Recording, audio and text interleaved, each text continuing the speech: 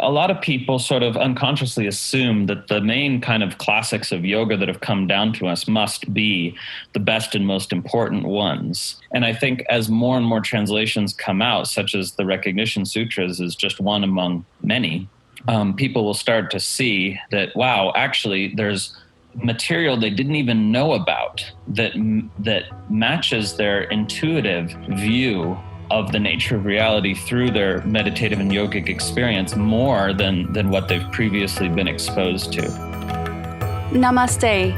You're listening to the Savannah Podcast. Join us on an exploration of Eastern spirituality, yoga philosophy, and conscious living for the new age. This podcast is a production of SavannahSpirit.com, where you can find a large selection of Om and yoga clothing, spiritual jewelry, and unique fair trade gifts from the Far East. Now here's your host, Ashton Szabo. Greetings, everyone. Welcome to the Savannah Podcast. Today's show, we are going to be talking about a sublime 11th century tantric text called the Heart of Recognition Sutras, also known as the Pratyabhijna Hridayam.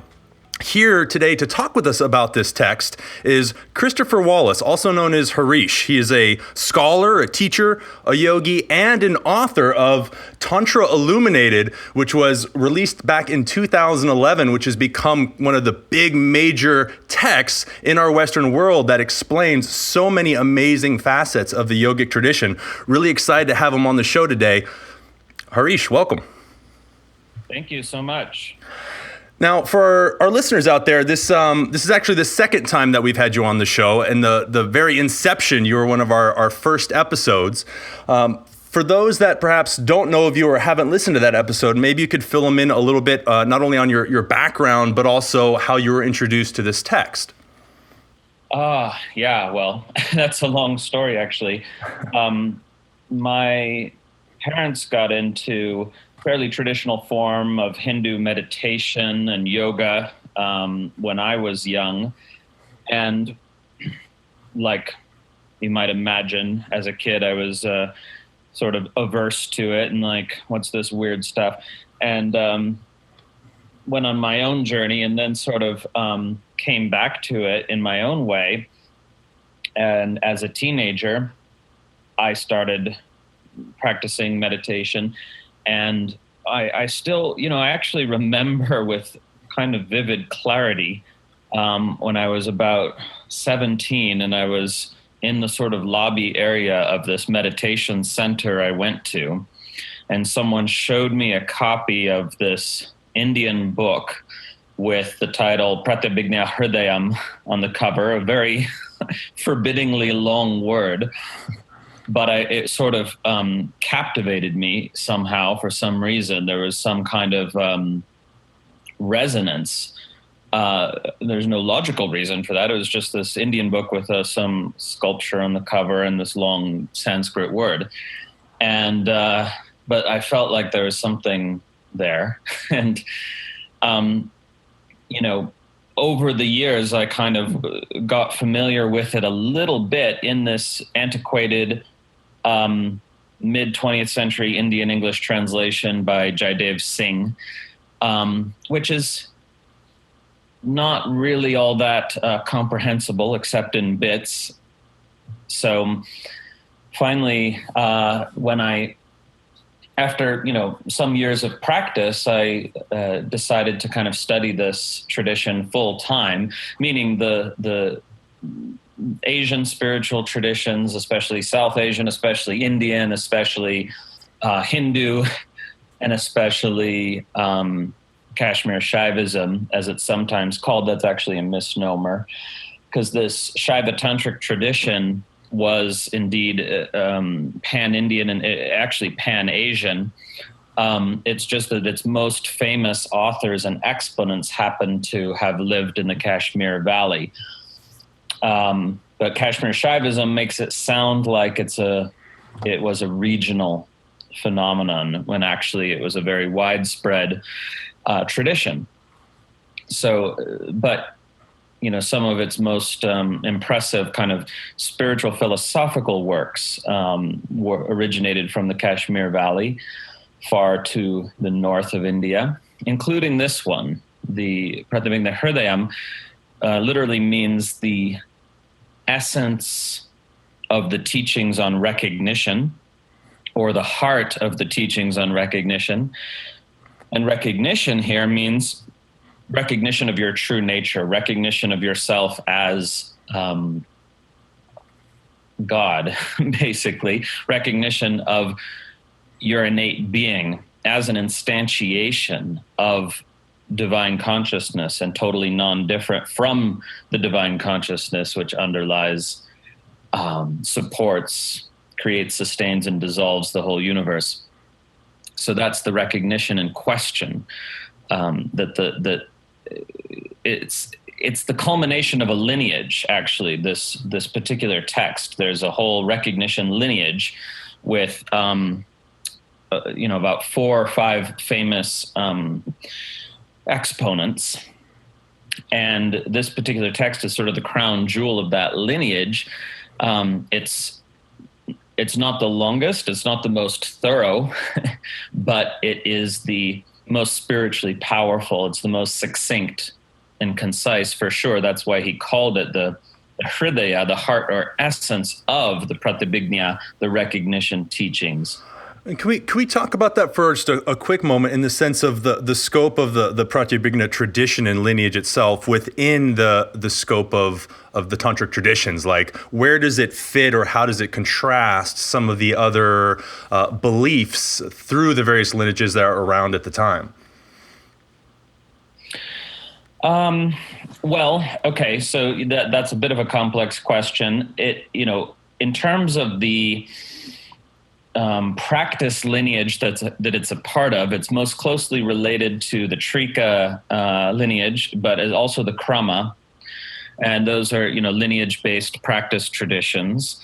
But it contrasts, I would say, with other stuff that was going on at the time, in that it is so rigorously worked out on the intellectual level as well as the practice level. So, in other words, Shaiva Tantra, like other forms of Tantra, is primarily focused on practice. Tantra is primarily not an intellectual philosophical tradition.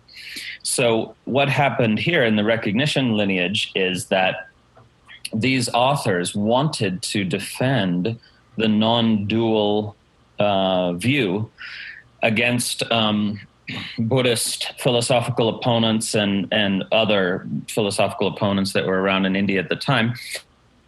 And they wanted to make the non-dual view kind of viable on every level, not only the practical experiential level, which was already there, but the intellectual philosophical level as well.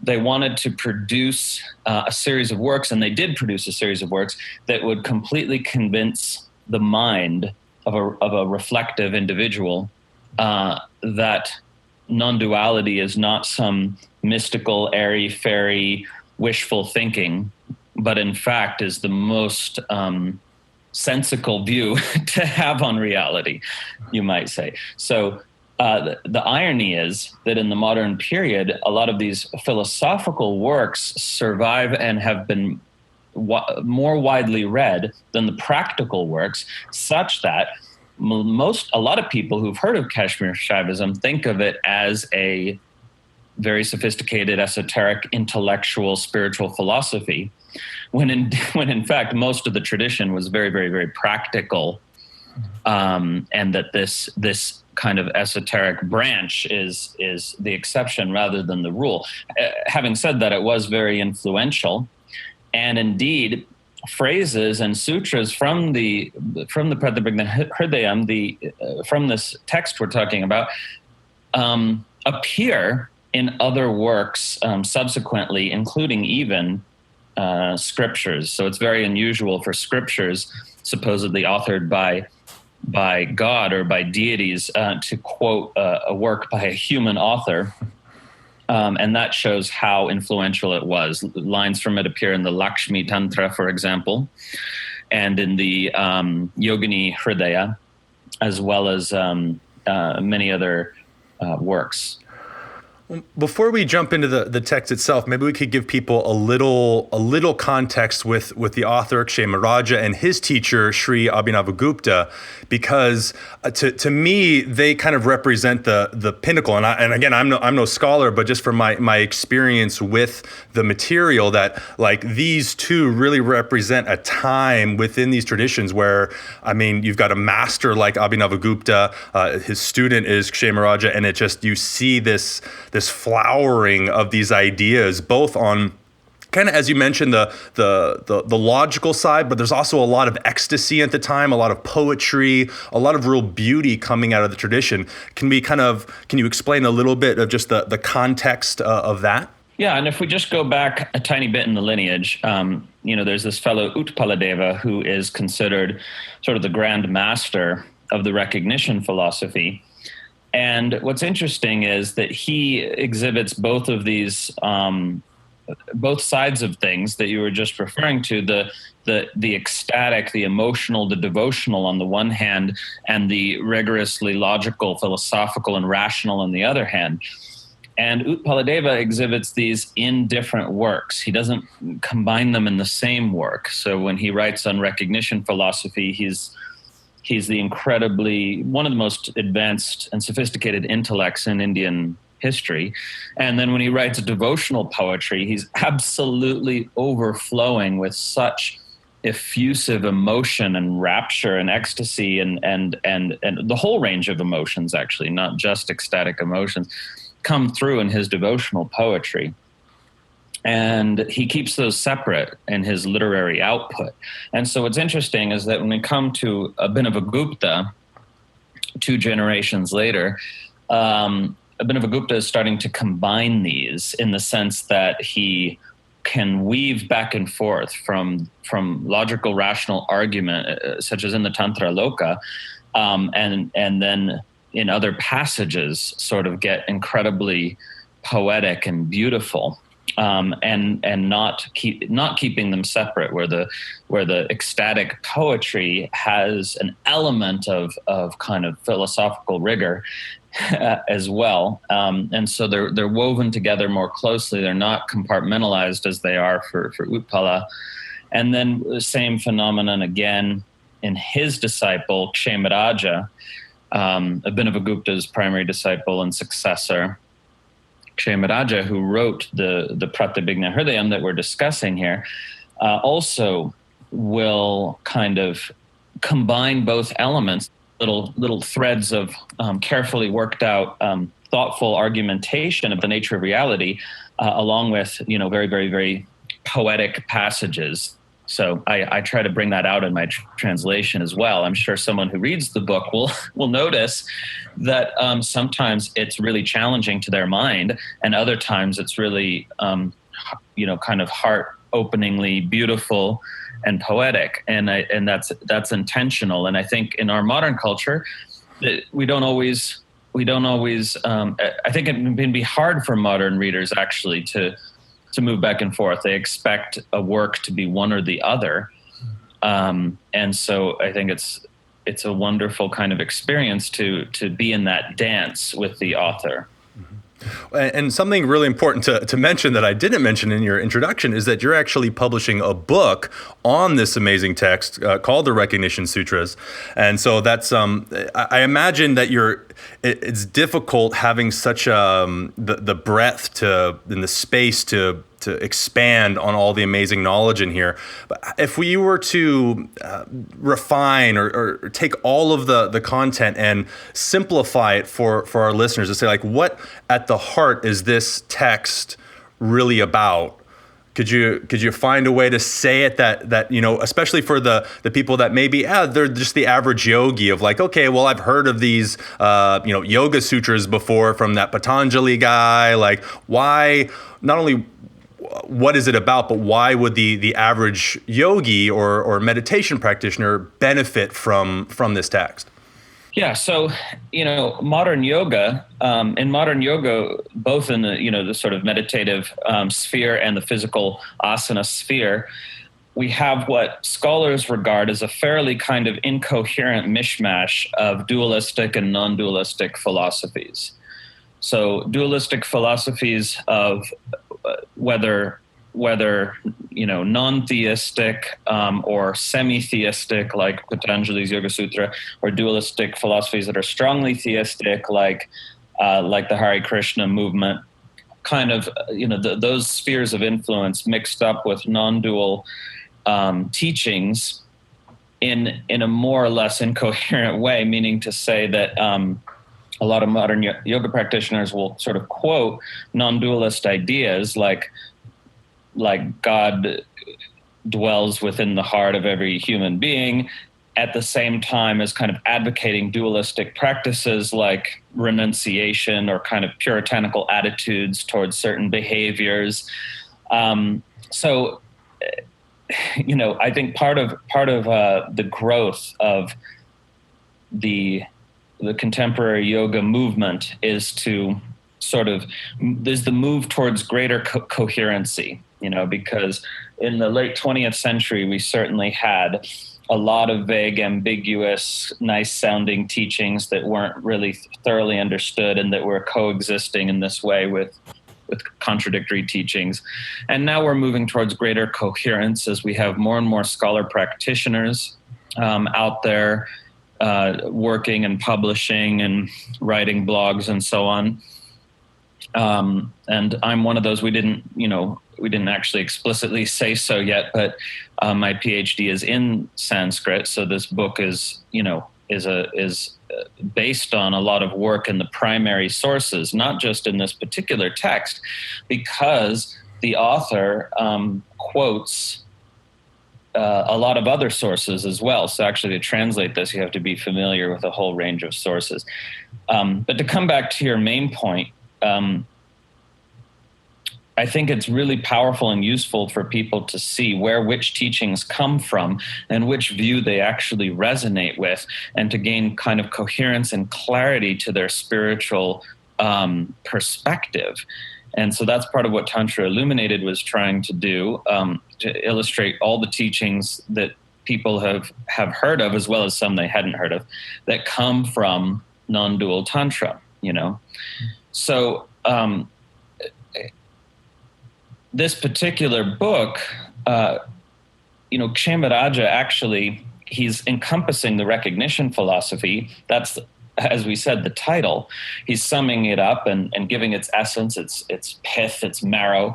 But the thing is, he's actually doing something more that he's too sort of humble to actually say up front. He is summarizing the whole of the non-dual tantric path in his 50-page work in the original Sanskrit. Because what he ends up doing is he weaves in teachings from the Spanda lineage, from the Krama lineage, from a bunch of different lineages that formed like the key pieces of the puzzle for a non-dual tantric practitioner. And maybe he didn't even intend to do this when he first set pen to paper, but he ends up describing and encapsulating the whole of the spiritual path from a non-dual tantric perspective. So he describes, part of the main arc of the book, I would say, is he describes how divine consciousness, infinite, all-encompassing, singular divine consciousness, internally differentiates and becomes all the different conscious beings that exist in the universe and all the objects of their experience. And how that is an act of sort of self-concealment in plurality. That is to say, the singular divine consciousness forgets, to a certain extent, its true nature in this act of expressing itself in this kind of infinite diversity. And in that self-forgetfulness enters into identification with its various forms and experiences suffering when there is, in this act of self-forgetting, there's suffering because there, the one with a sort of capital O, the one experiences sort of alienation from itself, even though it's actually never separate from itself, right? Insofar as you, let's take the specific example, insofar as you, the listener, believe that you are so-and-so, believe that you are a separate self, even though you're never anything but the one, you experience a kind of alienation and the angst that all human beings experience, whether they cover it up or numb it out. All human beings in their life experience this angst and this wondering, what the hell is it all about? And this angst is said to be the natural condition of the one when it has forgotten that it is the one, and believes that it is merely Ashton or fill in the blank.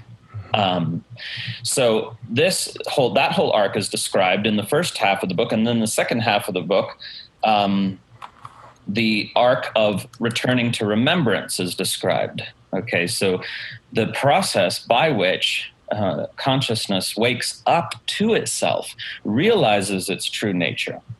And I think it's very key to acknowledge here that 1,000 years ago, Kshemaraja was already very aware of what Ken Wilber called the pre-trans fallacy, meaning to say that the arc of spiritual realization is not simply a return to the original state of undifferentiation, because if that's all it was, why would the one bother to engage in this creative expression differentiation in the first place?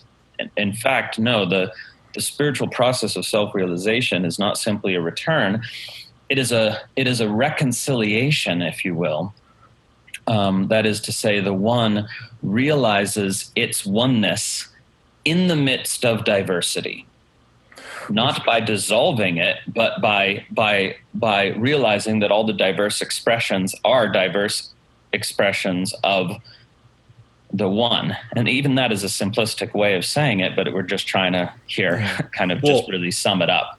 Yeah, and I mean, simplistic, but also very significant when it's contrasted against the kind of philosophy that often's packaged with yoga in the West, which is that it's about dissolution of all this to get to that point that's nothing like our experience that we're having now, which so often leads to yoga practitioners caught up in that, well, I'm doing yoga, but I can't really experience anything until I give up all my possessions, or I stop eating meat, or I go to India, or there's always that further thing that needs to happen when, as you said, this is about recognizing who you are within the experience, because the suffering comes not from being in it, it's from forgetting who you are. And I think that that's such a powerful shift especially for the modern yoga practitioner, to realize that this is it. It just becomes a matter of not only remembering, but integrating that understanding into your everyday life. Yes. That's absolutely crucial. And to give a name to it,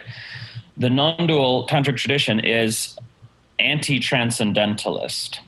Then let me explain that term, because it doesn't mean that they're opposed to having transcendental experiences. They're absolutely not.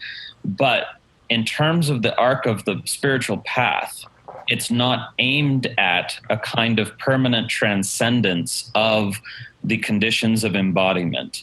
Quite the opposite. It's aimed at a realization of the transcendent within the conditions of embodiment, within the messy human life, within the ordinary mundane details of an everyday existence. And they're very explicit about that, which is wonderful. And that's precisely the main tension that I was talking about in the incoherence of modern yoga, is to put a more precise language to it, is this transcendentalist impulse of somehow getting beyond the conditions of life, which is to be rejected as inherently flawed. That existing in tension with the idea that the divine is everywhere and within everything. And I think that incoherence is very apparent in many modern yoga practitioners, whether they regard our political system as just inherently screwed, our environment is inherently screwed, as our capitalist consumerist society is inherently screwed, and all of that is used as a kind of excuse for why transcendentalism is the way to go. Up and out, escape, and stay gone. And that was Patanjali's view. Not a lot of people know that it was, but it was. And this is a different view, where the transcendental is to be realized in the everyday. And Kshemaraja says this halfway, no less, a third of the way through the book. He says, Some people teach that the divine is wholly transcendent, beyond, above and beyond this world. Other people teach that the divine is this world, is nature, and it's nothing more than nature. That's the pantheist view, right? And Kshemaraj says this very crucial thing. He says, our lineage is defined by the teaching that the divine is simultaneously transcendent and immanent, meaning it's always more than meets the eye, and yet it's everything the eye can meet. That divine consciousness is always more than meets the eye or ear or whatever, but yet it's everything the eye can meet. So it's the whole of manifest reality, and yet it's something beyond what the senses can contact as well. It's simultaneously transcendent and immanent, and to realize that is the goal of the non-dual tantric path. Now, for someone that maybe is hearing some of this stuff for the very first time, and they're hearing, okay, well, I hear you saying right now that it's all divine. Everything that I see is divine, meaning the horrors of the world, some of those other things that you spoke of that lead often to that transcendental type of thinking. Where do we go? Like, how do we deal with that? How do we deal with that? Like, well, okay, I'm seeing this issue now of something that my mind views as horrific, and someone's telling me, well, that should be okay. Is it saying that it's okay, or how is this? How can we use this and still integrate it into a world that we say now we're going to choose the type of world we're going to live in without perhaps the moral side? Well, it's divine that this is good or this is bad. Like, how do we reconcile that issue living in the world if it's all divine? Well, I think you've actually asked pretty much the deepest question that a person can possibly ask of any spiritual philosophy, and especially this one. And it's a question that was very carefully not only thought through, but felt through by the masters of this tradition. Now, to sum up their answer to that question briefly is challenging, but I'm going to try. First of all, the mind, the conditioned thinking mind, the mind, the inner commentator, the mind that we use to think to ourselves with, is not capable of embracing the whole nature of reality. What it does is it carves up reality into chunks and abstracts those chunks, So the mind will look at one thing at a time, so it'll look at some horrible thing and be horrified by it, and say, wait, how could this be part of this divine consciousness? How could this be a perfect expression of God or of divine awareness? But the reason that it struggles with that is because it's constantly taking things out of context. It's constantly carving something out and abstracting it and looking at it sort of apart. And what we do in the spiritual practice in this tradition, and in many others I know too, is we seek to soften out of that compulsive tendency of the mind to grab onto this or that, and almost always sort of one thing at a time that it obsesses with. And when the distortive, we seek to also antidote the distortive tendency of the mind, right? Because if the mind is holding onto a story like the world is going to pot, then it's going to, by the problem of confirmation bias, it's going to see all the evidence that seems to confirm its story. And there's going to be a distortive magnification of all the problems in the world, and a kind of amazing ability to overlook the countless moments of beauty and love that are happening everywhere in the world, even in war zones. So how the thing is, you cannot struggle with the mind to make it grasp the whole spectrum of reality. It just can't do it. It can't, And for that, by that token, of course, there's other people who are just focus on, they kind of deny the painful aspect of reality and only focus on the positive. And they kind of magnify that. Their mind sees onto that, and they push away the painful and focus on the positive. And that's detrimental too in other ways. So here we're talking about letting go of that mental tendency to try to tell a story about the nature of reality, and softening into this open space of awareness that makes room for everything. And if we succeed in doing that, what we discover is that this world is a play of consciousness, and that consciousness is infinitely free.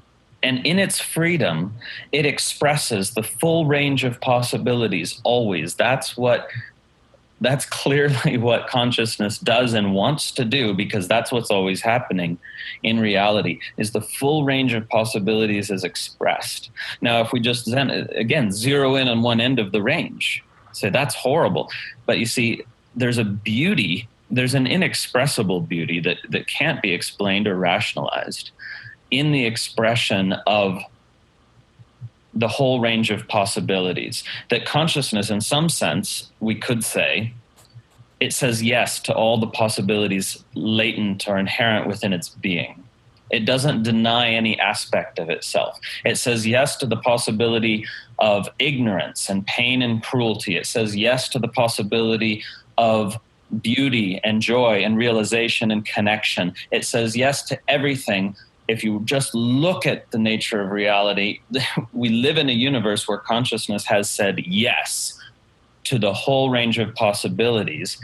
And ultimately, it's like you can struggle against that, or you can say, that's beautiful in a way. It's horrifyingly beautiful sometimes, and it's gloriously beautiful sometimes, but it's just this intensity of willingness to experience the full range of possibilities inherent within its being. And that's why in the Tantric tradition, we have these wrathful, frightening deities, and we have these incredibly beautiful, benevolent deities, and they equally represent aspects of the divine.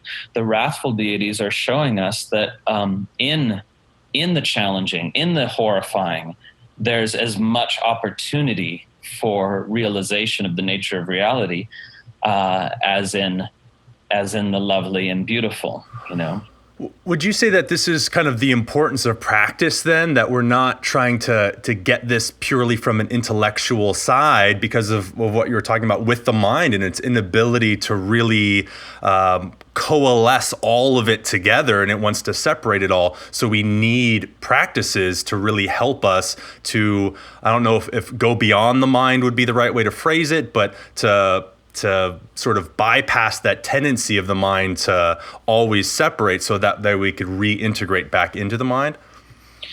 Yeah, absolutely. I think only with practice can you have this experience of sort of softening out of, it's an opening out of and softening out of fixation on the thoughts and feelings generated by the conditioned mind, and into this wider spectrum where actually the mind doesn't even need to be bypassed. It's just a part of this much wider spectrum of awareness. The mind is a functional capacity within awareness, and it's not really all that significant. It's certainly not as significant as it thinks it is, but it's just a functional capacity. It's part of what's going on within awareness, and awareness is this incredibly open, spacious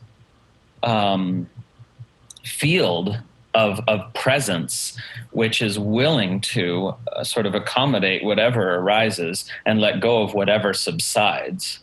Meaning, in the tradition, the awareness itself is worshipped as a goddess, as the divine mother, because like a mother just loves all of her children, whether they're, whether one has a high IQ, whether another is mentally challenged or retarded or whatever, a mother loves all of her children, and in the same way, awareness is open to all the phenomena of experience, meaning to say, awareness doesn't exclude anything from arising within awareness. The mind might resist it and say, oh, I don't like that. But awareness makes equal space for all phenomena that arise and subside. So that metaphor may or may not work for any given listener. Going back to the text for a moment, do you have a favorite verse within the text? Well, there's just so many. There's so many. It's like asking for your favorite child again. And we go back to what you were just saying, I guess. Yeah, but there's so many gems, and a big part, when I described the arc of the text earlier, I was only describing sort of the main project, but there's a lot of sub-projects within that. And one of his main sub-projects in the text is to show how the 5 acts of God, so-called, within the earlier tradition are actually instantiated within the consciousness of each and every human being. And so that's a really, he has a couple of sutras on this, how all we're doing all the time is performing these 5 acts that are attributed to Shiva in the earlier tradition, the acts of creation, sustenance, dissolution, concealment, and revelation. But that's all that we are doing ourselves all the time. In other words, he spends quite a bit of time talking about how consciousness, even on the individuated level, even on the level of someone who has 0 spiritual awakening as of yet, that person is still doing the same thing. They're still creating the world of their experience, sustaining it, eventually dissolving it, whether it's by changing their paradigm or by leaving the body, concealing the fact to themselves that they are the creator, sustainer, and dissolver of their experience of reality, and then eventually revealing that fact to themselves as well. So there's this wonderful argument in the text, which I think is applicable to anyone, whether they've had a spiritual awakening or not, that through a variety of kind of subtle mechanisms, they are creating their experience of reality moment to moment. And notice that I'm using the word experience there. So it's not the same as this kind of New Age teaching, you create your own reality. It's rather the more subtle and I think more accurate, you create your experience of reality. So, and that there's there's a vast range of possible ways that you can experience any given reality. So humans, culturally conditioned humans, which is almost everyone, tends to assume that the conditions of their external reality dictate their inner state or their range of possible responses. If good things happen, or what they consider good things, they're going to be happy. If bad things happen, they're going to be miserable. They're sort of, the standard human view is to consider oneself, not even consciously, but to consider oneself a victim of circumstance, of what life chooses to do, of luck or fate. And this is precisely the opposite view. It's seeking to educate the reader or the contemplative that that there's a vast range of possible experiences you can have of any given reality, that the external circumstances do not dictate your internal state, and that you create your experience of reality moment to moment, whether it's through the samskaras or impressions of your past and knee-jerk reactions to your own conditioning, or whether it's through a contemplative life and awareness cultivation, whether you're doing it in ignorant mode or whether you're doing it in a self-aware mode, everyone is creating their experience of reality moment to moment and sustaining it and sooner or later dissolving it and creating a different way of experiencing reality. And that's happening on the micro level, and it's happening on the macro level within a human life. So that itself is one of the most fascinating bits. And the two sort of main sutras about that are 10 and 11. And I've just done a couple of blog posts about those very sutras. So if the listener wants to learn more about what I'm talking about, they can read those recent blog posts, How to Know That You Are God and The Most Intimate Part of You. And what's the website that they can find those? It's tantricstudies.org, but spelling tantric with a K, which is one way to distinguish it from modern American sexual neo-tantra. Tantric with a K.org. And as well, so your book is finished, but it's not yet published. Now, if our listeners are listening to this show when it's released, you're still finishing up an Indiegogo campaign. If they're listening to it later, perhaps your book will be published by then and they can go out and purchase the book. But for those that are listening when the show is released, can you tell us a little bit more about your campaign to help publish the book? Yeah. So, the publishing industry has really been going through massive changes and upheavals, and it's a kind of very disorganized creature at the moment, with several feet in the past and several feet in the future. And I think what a lot of people are doing, including me, is just going with self-publishing. And the challenge there then becomes to raise the funds, because designing and typesetting and proofreading and printing a book is not cheap. And it often runs between 20 and 30 grand. So what I'm doing is, I think a lot of authors are doing now, saying, hey, please pre-purchase your copy of the book, and then we use those funds to design and print the book. Now we can do that relatively quickly, because the book is already complete, and it's in the final stages here. So the Indiegogo campaign is raising the funds again to print the book through pre-purchased copies. And the cool part is, the way we've set it up is, even when the campaign is done, you can still go on there and pre-purchase a copy. So they'll be available for pre-sale on the Indiegogo page all the way up until they're actually the official release happens. So that it's wonderful for everyone to be able to feel like they're a part of bringing this phenomenal ancient work to the world. Everyone gets to feel like they've played a role in that, who contributes to the campaign. And I don't know about other campaigns, but in this particular campaign, we're giving so many rewards and perks that actually your contribution is getting you more than your money could buy on the retail market. So it's actually not a donation. It's, you're actually you get a lot in return for your contribution.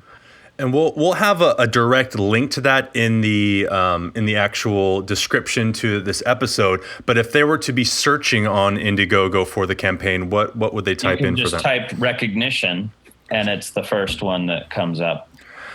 And you also, in addition to that, you've got your institute. You already mentioned the tantric studies, but maybe you want to talk about your institute and the various courses that you guys offer and things like that. So I always have a lot going on, because I have a lot of creative energy for these teachings. But the main thing that's coming up is my 40-day awareness challenge. That's something I do every year in January to February. And it's actually the most popular course I've ever offered. So the 40-day awareness challenge is where you get a short little video, like 10 minutes usually, every day, really supporting you to kind of reboot your spiritual practice, or if you haven't had one, to begin a spiritual practice. And since it holds your hand sort of every step of the way for 40 days, it really creates momentum in the new year for a practice that can last potentially through the whole year. So it gives lots of little easy but profound meditations and guidance for living spiritual values in everyday life. And so it's quite amazing, actually, how well that course is done and how much people love it.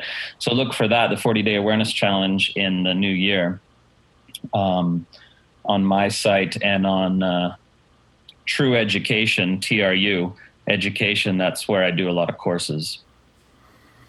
Awesome. Well, thank you so much for coming on the show today to talk about this text and just talk about the traditions as a whole. I really appreciate the work that you're doing out there in the community. I know that I've actually gone to your Indiegogo campaign. I've contributed already. I hope our listeners go and do the same, so that we can help to continue to bring these really rich, amazing texts out into the world, especially for our contemporary yoga community, to actually get more than what we've had access to for ever since kind of yoga has been exposed to us here in the West. It's really nice to get more and more of the authentic traditions and the subtleties of some of the differences out to us, so that we can continue to evolve the way that we engage the practice here in the West. So thank you again for doing that. And let me just add briefly that, a lot of people sort of unconsciously assume that the main kind of classics of yoga that have come down to us must be the best and most important ones. And really, actually, history doesn't work that way. There's so many factors. And, the texts that have come down to us and that happen to be famous now, like the Yoga Sutra, scholars sometimes call it a historical accident, that this is considered one of the most important texts of the tradition.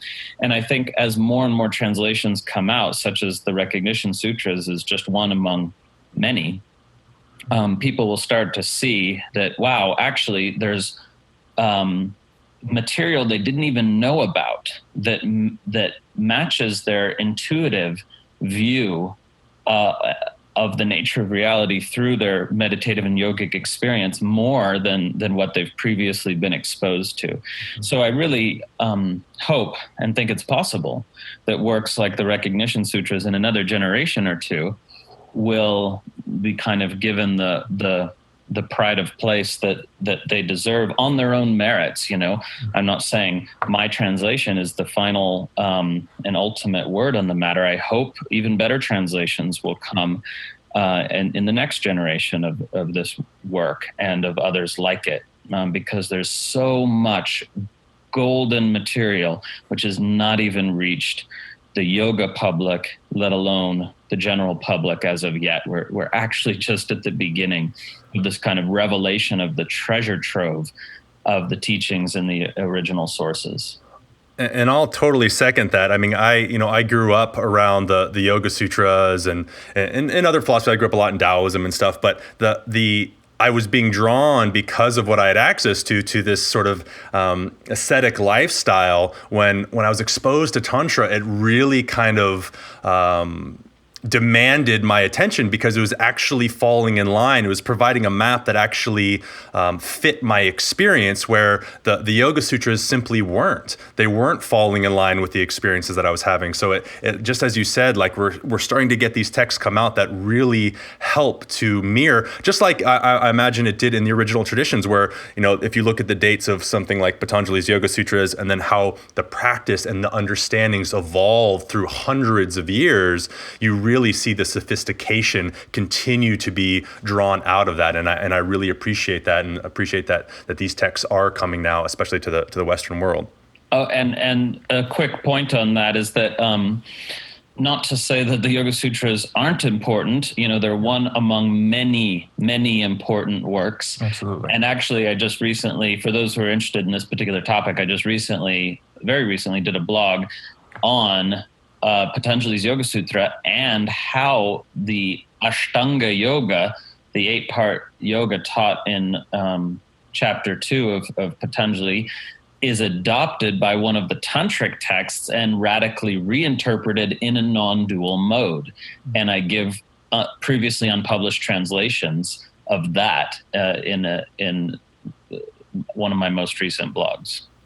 Awesome. Well, I hope our listeners go and check out your blogs, check out your courses, contribute to the campaign. You got a lot of different stuff going on, and it's really helping to push our community forward. So thank you for that. For all of our listeners out there today, thank you so much for listening. I'm sure that you've learned a lot. I know that I have. I really appreciate when scholars and practitioners such as Hareesh come onto the show and get to share their knowledge and understanding with us. I hope you all have a wonderfully present moment. Namaste.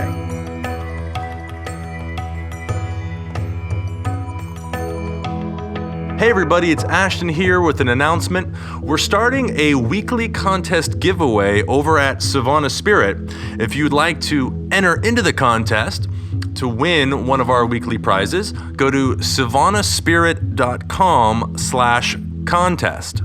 If you enjoyed listening to the podcast today, we'd really appreciate it if you went over to iTunes, left us a review, leave us some comments, and share this podcast with anyone who you think might enjoy it. Also want to invite you to go check out Savannah East, which is the name of our blog and also the name of a Facebook group where I interact with guests and our audience. We'll post recent episodes up there as well as interesting articles relating to our guests and or the topics on the shows. Again, thank you so much for listening. Namaste. You've been listening to the Savannah Podcast. To find out more about Savannah, go to savannahspirit.com or follow Savannah on Facebook at facebook.com/Savannah Spirit. For daily inspiration, check out our blog at savannaeast.com. Be sure to join us next week for a new episode, and thank you for listening to the Savannah Podcast.